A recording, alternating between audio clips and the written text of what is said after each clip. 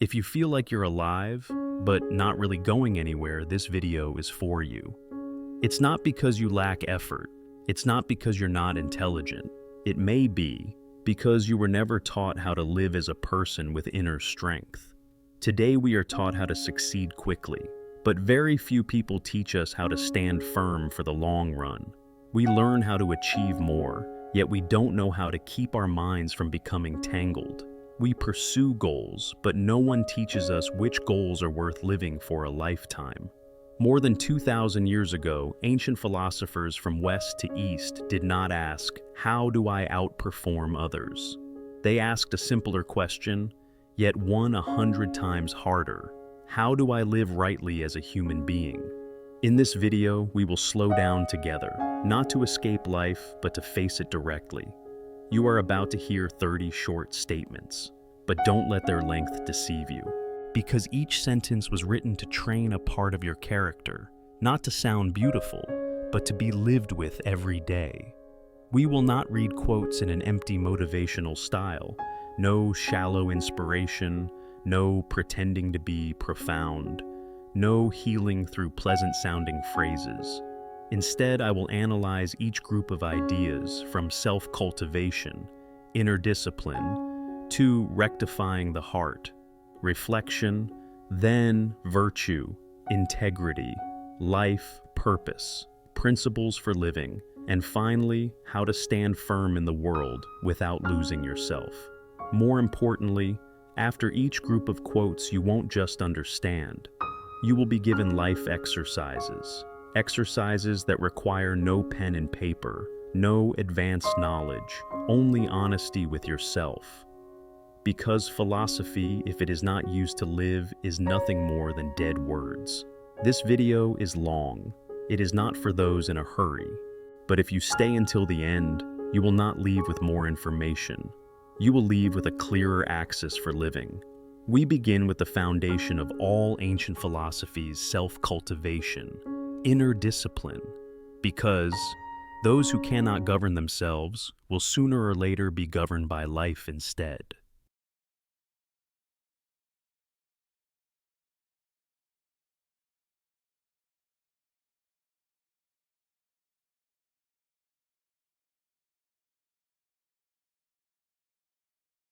If there is one thing that all ancient philosophers agreed upon, it is this: all external problems begin with an untrained inner mind. 1. First, quote, "A noble life begins when a person governs himself before seeking to govern others." A noble life does not begin with changing the world. It begins in a very small place: the ability to control yourself. We live in an age where everyone has opinions. Everyone wants to instruct others how people should live, how society should function, how the world should be fairer. But very few people stop to ask, how well have I governed myself? Stoic philosophy calls this self-mastery. Eastern philosophy from Confucius calls it self-cultivation. Different traditions once shared. Truth, those who cannot master themselves will always seek to control others. 2. Second quote. Respect for others is the visible form of inner discipline. Respecting others is not because they are above you, not because you fear them, but because there is order within you. A person lacking inner discipline is easily angered, easily offensive, easily contemptuous, not because they are bad, but because their mind is in chaos. When you are calm inside, you don't need to prove you are right. You listen more, you react more slowly, and naturally. Others feel respected. 3. Third quote. A disciplined mind creates freedom. An undisciplined mind creates chains. This sounds paradoxical, because we often think discipline equals restriction, freedom equals doing whatever we want, but look closely at life around you. Those addicted to emotions, happy when they feel like it, sad when they feel like it's speaking, when angry quitting, when tired, they are not free. They are dragged by their emotions. Those with inner discipline are different. They do not react immediately. They choose how to respond. And that ability to choose is the highest form of human freedom. 4. Fourth quote. When desires are restrained, the spirit grows calm and strong. Not all desires are bad, but any desire left unchecked will eventually control you. Stoicism calls this moderation. Eastern philosophy calls it knowing sufficiency. Not to live in poverty, but to keep the mind from being stretched thin for a lifetime. You don't need less of everything. You only need to be less dependent. And each time you refuse to chase an unconscious desire, you are forging quiet strength within yourself. 5. Fifth quote. A calm heart allows wisdom to speak clearly. Wisdom does not speak to a chaotic mind. When you are too busy reacting, there is no space for reflection.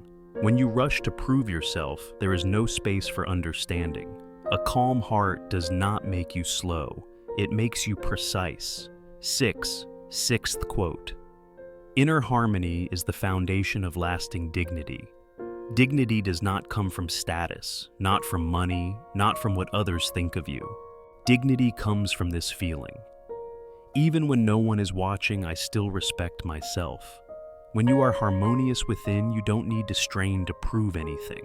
You stand firm, very calm, and very hard to shake. Practical exercises. Part 1. For the next 7 days, you don't need to change your whole life. Just do these 3 small things. Exercise 1. Pause for 3 seconds.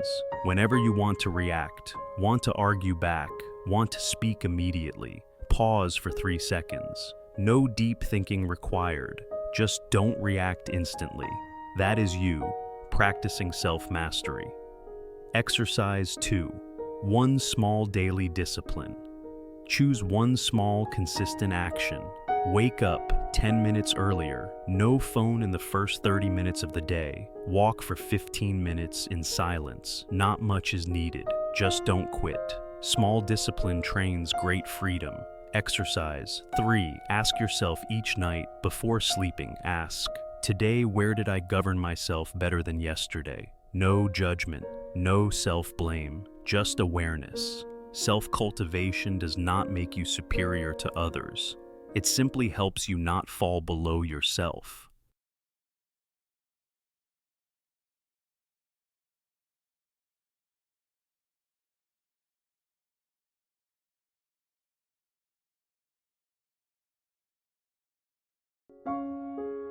If self-cultivation is learning to hold the steering wheel, then rectifying the heart is learning to look honestly at where you're heading. There is an uncomfortable truth that every serious philosophical tradition demands we face. No one understands you better than yourself, and no one deceives you more easily than yourself. Stoicism calls this self-reflection. Eastern philosophy calls it rectifying the heart. Not to condemn yourself, but to stop living blindly with yourself. 1. First. Quote, the superior person corrects his heart before correcting the world. We live in an age where everyone wants to fix others, fix society, fix systems, fix the times. But the noble person is different. They ask a difficult question first. Does this fault partly originate in me? Not because they are weak, but because they are braver than most, brave enough to look inward instead of pointing outward. 2. Second quote, he who learns without reflection grows shallow. He who reflects without learning grows lost. Learning without reflection keeps knowledge on the surface. You know a lot, but nothing deeply. Reflection without learning, on the other hand, keeps you circling inside your old thoughts. The wise person balances learning and self-examination. Learn to expand perspective. Reflect to avoid losing oneself. If you've ever felt, you read a lot, watch many videos yet still feel empty, it may be because you haven't digested what you've learned. 3. Third quote, moral clarity is more valuable than cleverness. Modern society rewards cleverness, knowing when to speak, knowing how to evade, knowing how to manipulate situations. Ancient philosophy asks something else.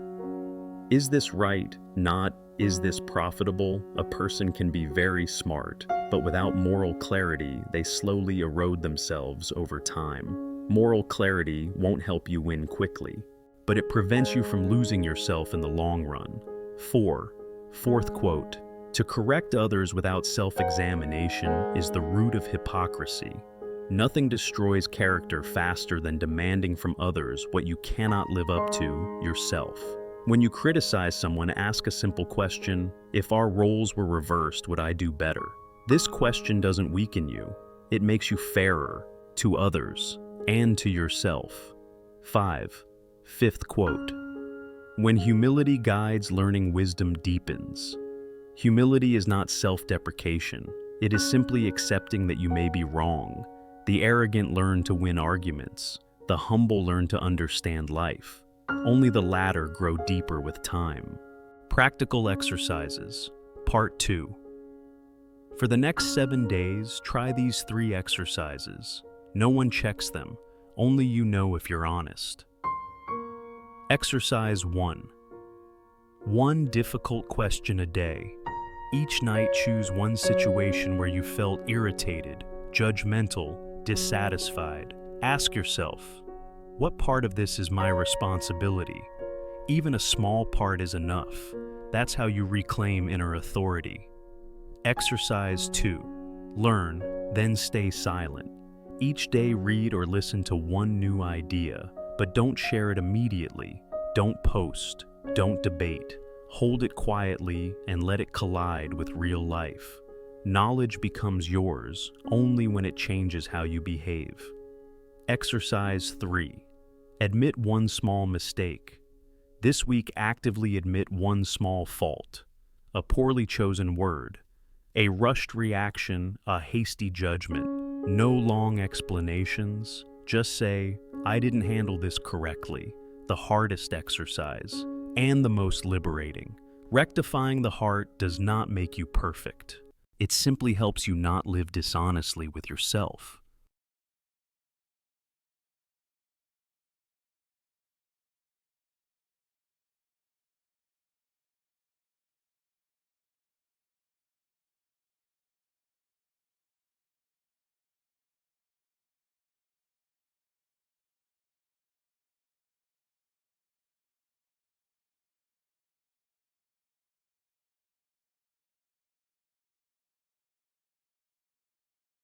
If self-cultivation trains discipline, if rectifying the heart examines the self, then virtue asks the final question. Who are you when no one is watching? Stoic philosophy and the teachings of Confucius meet at one blunt point. A person's value lies not in what they say, but in what they refuse to betray even when given the chance. 1. First, quote, "When words are honest and actions are just, character becomes unshakable." Character is not built on grand promises. It is built on alignment between what you say and what you do. You don't need to speak much about morality. Just don't act against what you believe. Over time, that consistency creates something rare: inner steadiness. 2. Second quote, "The noble person measures success by integrity, not by applause." Society teaches us to measure success by external recognition.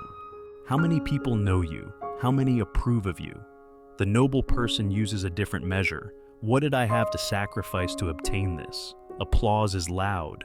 Integrity is quiet. And that quiet is what lets you sleep peacefully at night. 3. Third quote, "The noble person does not compete for status but for virtue." Status always has limits. There is always someone above you. If you base your worth on that, you will never feel enough. The virtuous person competes with yesterday's weaker self. No audience required, no recognition needed. Fourth quote, "The noble person values righteousness even when it brings no reward." This sentence draws the clearest line between true morality and performed morality. If you only do the right thing when it benefits you, you are not living ethically. You are managing an image. True virtue is doing what is right, even when no one knows. No one thanks you, even when you lose something. Fifth quote, Consistency and virtue outweighs brilliance and talent. Talent may make you shine, but virtue makes you endure. Many people rise quickly, but few last long because they abandon principles when temptation appears. Ancient philosophy does not glorify geniuses. It honors those who preserve themselves over time. Sixth quote. One who guards his character guards his destiny. Destiny does not fall from the sky. It is built daily through small choices you think no one notices. Each time you refuse to lie, refuse shortcuts, refuse to betray principles, you place one brick correctly for your future. Seventh quote. Nobility is not inherited, it is practiced daily through right conduct. No one is born noble. Nobility is practiced every day. In how you keep your word. Treat the vulnerable, refuse what is wrong even when it is easy. That is when you live as a true human being. Practical exercises, part 3. This part is not easy, but if you do it, it will change how you see yourself. Exercise 1. A non-negotiable principle. Write or simply think of one principle. No matter the situation, I will never do this. It doesn't need to be lofty, just honest. That is your moral anchor. Exercise 2.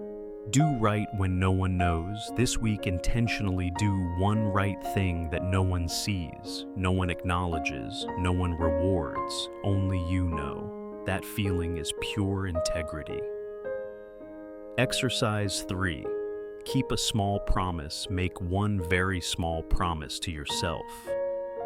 Wake up on time. Finish what you planned. Avoid one sentence you would regret. Keeping small promises is the foundation of great character. Virtue does not lift you above others. It simply ensures you do not lose yourself when life begins to test you.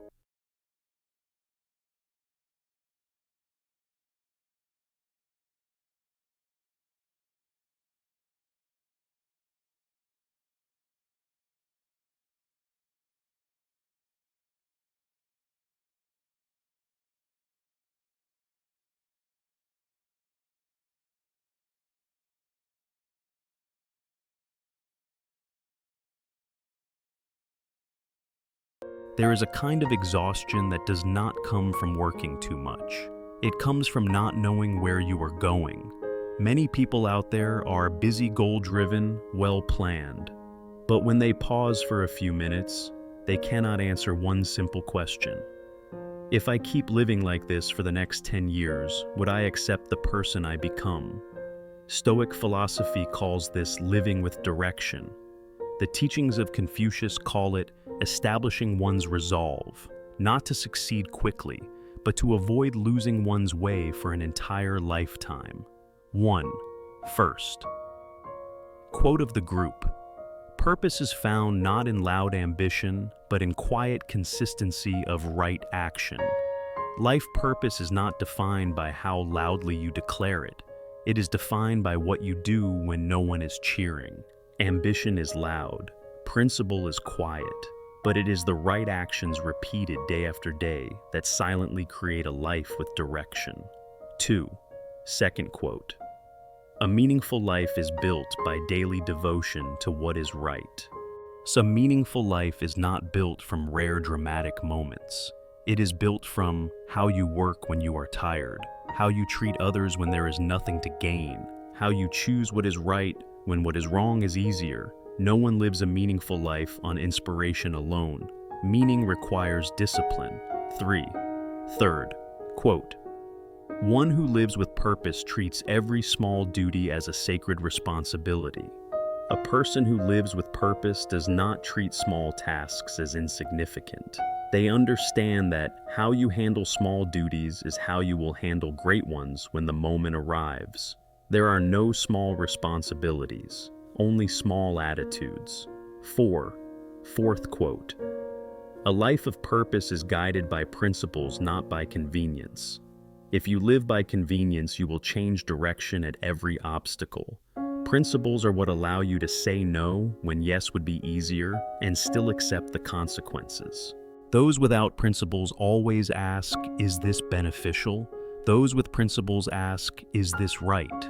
5. Fifth quote. A meaningful life is shaped by what one refuses to do. Many people believe that life purpose comes from pursuing more. Ancient philosophy teaches the opposite. Purpose is shaped by what you refuse. Refusing dishonesty, unethical shortcuts, anything that costs you yourself. Those no's are what keep your life from drifting. 6. Sixth quote. A purposeful life is not hurried yet never idle. A person with purpose does not rush to keep up with others, but they also do not drift aimlessly. They move slowly but in the right direction, and they do not stop. This rhythm is difficult, but it is the most enduring one. Practical exercises. Group 4. This part requires no more philosophy, only honesty. Exercise 1. The 10-year question. Ask yourself, if I continue living exactly as I do now for the next 10 years, would I respect that person? No polished answer required, only a truthful one. Exercise 2. 3 life principles. Write down 3 principles that do not change with circumstances, are not traded for short-term gain, do not need anyone's approval. They will become your compass when you lose direction. Exercise 3. 1 small thing done properly. Choose 1 very small task each day. Do it more thoughtfully. Do it more completely. Do it as if it truly matters, because how you do small things is how you build a meaningful life. Life purpose is not something you discover one morning. It is something created every day through choices that receive no applause.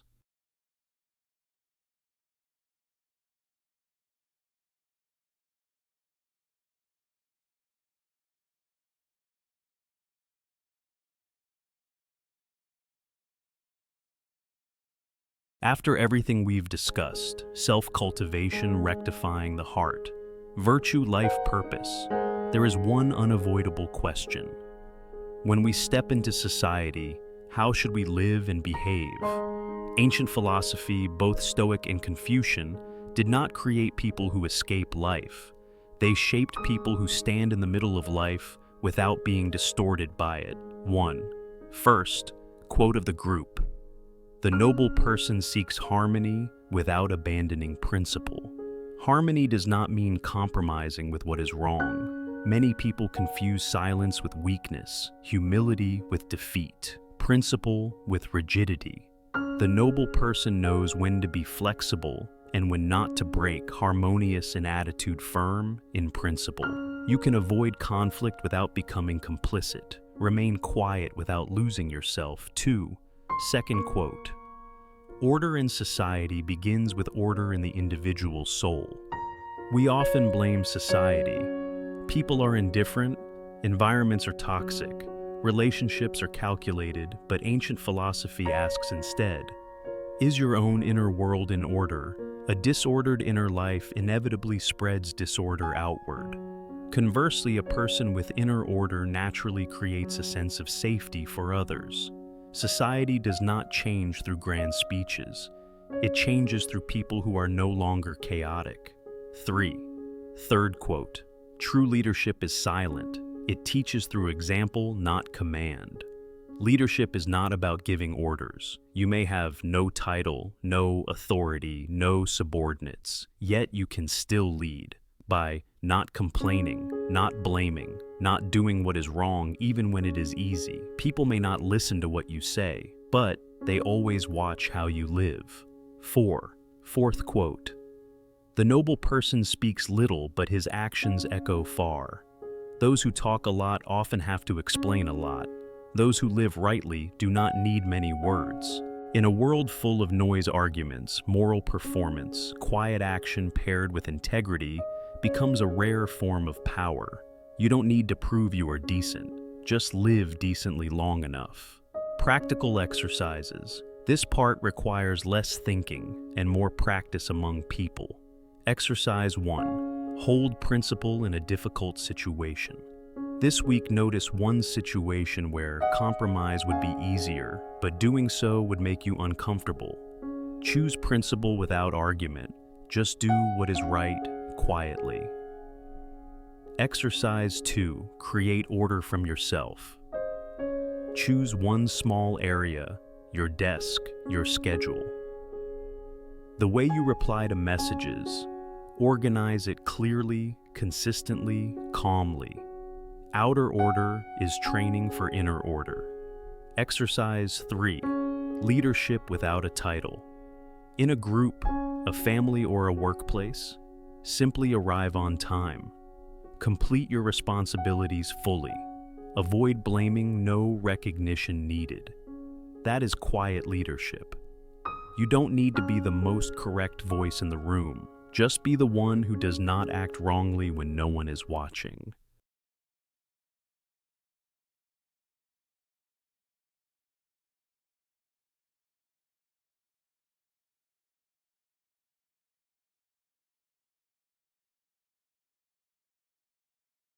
There is something most motivational videos never tell you. Living rightly does not always make you liked. In fact, often the opposite happens. When you refuse to follow the crowd, refuse to compromise with what is wrong, refuse to perform morality, you may move slower than others, and sometimes walk alone.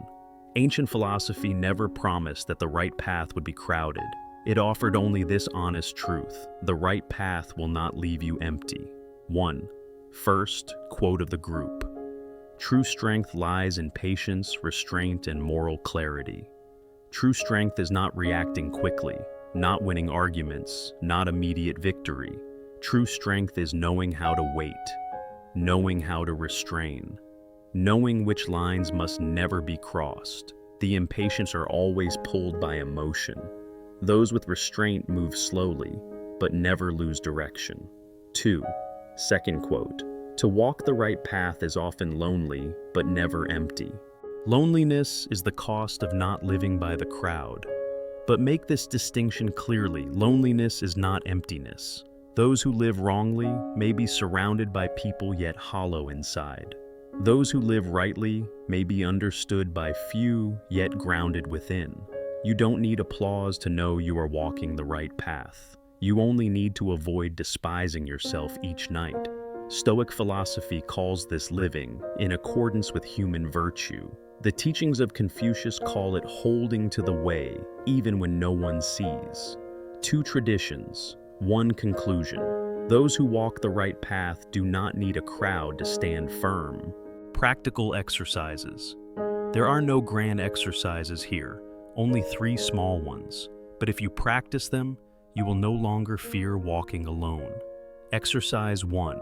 Sit in silence. Each day spend 10 minutes without screens. No listening, no reading, no doing. Just sit with yourself. Those who cannot endure silence are often running from themselves. Exercise 2. Do not explain this week.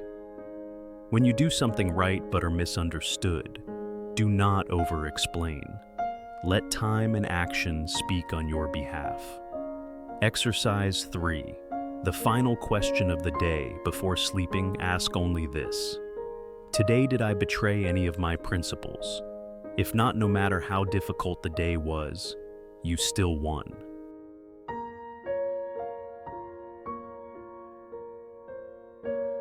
Perhaps, after nearly an hour, you won't remember every single quote, and that doesn't matter. What matters is this: when the video ends, sit still for a few more seconds. Don't scroll, don't start another video, just let what you've heard settle. Ancient philosophy, from Western Stoicism to the teachings of Confucius, never promised an easy life. They offered only one modest assurance: if you live rightly, you won't need to run from yourself. You may not be the wealthiest, not be the most visible, not be the most understood. But every night when everything grows quiet, you can lie down and say, today I did not betray what I believe. And to ancient philosophy, that alone is a life worth living. If there is one thing to carry with you after this video, it is not knowledge. It is a life axis. Cultivate yourself before correcting the world. Rectify your heart before judging others. Preserve virtue before making demands. Live by principles before seeking meaning. And accept solitude if it is the cost of walking rightly. You don't need to live faster than anyone else. Only live without straying from yourself. Thank you for having the patience to come this far. We don't need a loud farewell. Just know this. If one day you feel yourself falter, come back here, not to listen to me, but to listen to yourself again. Don't forget to subscribe to the channel so we can continue exploring meaningful lessons together.